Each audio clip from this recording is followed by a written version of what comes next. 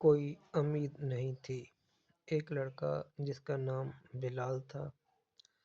اسما نام کی لڑکی۔ بلال ایک نوجوان لڑکا تھا جو اپنے والد کے ساتھ ایک چھوٹے سے گاؤں میں رہتا تھا۔ وہ اپنے نرم دل اور مددگار طبیعت کے لیے مشہور تھا۔ اپنی خراب مالی حالت کے باوجود بلال کا ہمیشہ مثبت رویہ تھا اور اسے یقین تھا کہ ایک دن اس کے ساتھ اچھی چیزیں رونما ہوں گی۔ ایک دن بلال کی ملاقات اسما نام کی ایک خوبصورت لڑکی سے ہوئی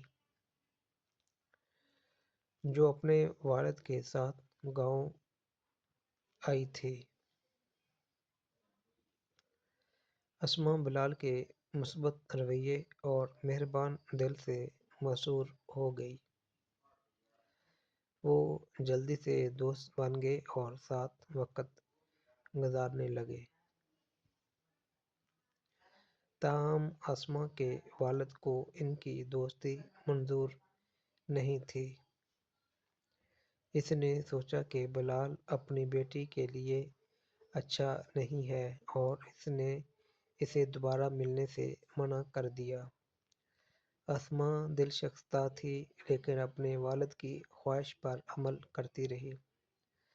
دن گزرتے گئے اور بلال کے مالی حالات خراب ہوتے گئے۔ اس کے والد بیمار ہو گئے اور ان کے پاس اتنے پیسے نہیں تھے کہ وہ طبی اخراجات کا ادا کر سکے۔ ایسی سنگین صورتحال میں بلال کا مثبت رویہ ڈگمگا گیا اور وہ امید کھو بیٹھا۔ ایک دن اسما بلال سے ملنے آئی اور اسے اپنے والد کے منصوبے کے بارے میں بتایا کہ اس کی شادی ایک امیر آدمی سے کر دی جائے گی۔ وہ شادی نہیں کرنا چاہتی تھی لیکن اس کے والد اسے ایسا کرنے پر مجبور کر رہے تھے۔ بلال نے اسما کی آنکھوں میں اداسی دیکھ کر اس کی مدد کرنے کا فیصلہ کیا۔ اس نے اسما کے والد کے پاس جا کر اسما سے اپنی محبت کے بارے میں بتایا اور اس سے شادی کے لیے ہاتھ مانگا۔ اسما کے والد کو صدمہ ہوا لیکن وہ بلال کی آنکھوں میں سچائی محبت دیکھ سکتے تھے اور اس شرط پر ان کی شادی کے لیے راضی ہو گئے کہ بلال خود کو اسما کے لیے فراہم کرنے کے قابل ثابت ہوں۔ بلال نے اسے ایک چیلنج کے طور پر لیا اور سخت محنت شروع کر دی۔